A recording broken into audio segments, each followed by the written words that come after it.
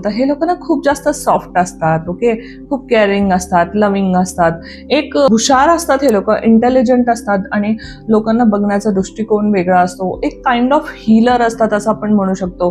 Healing ability खूप असते, helping ability खूप असते, लोकांसाठी खूप काही करायचं आहे अशा टाईपचं नेचर असू शकतं.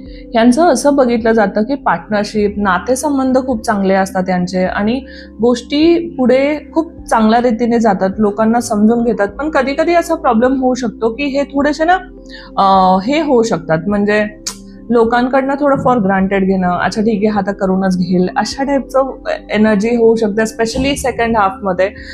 कारण ह्यांच्या इमोशन्सचा ना लोकांना असं लोक दुरुपयोग करतात कुठेतरी, ठीक आहे, बिकॉज हे समजून घेतात, प्रत्येक वेळेस समजून घेतात, तर ठीक आहे हा तर समजूनच घेईल ना अशा टाईपचं. तर कधी कधी ना ह्यांना थोडंसं निग्लेक्ट केलं जाणं किंवा मग गरजेच्या वेळेलाच फक्त बोलणं अशा टाईपचं होऊ शकतं ह्यांचं.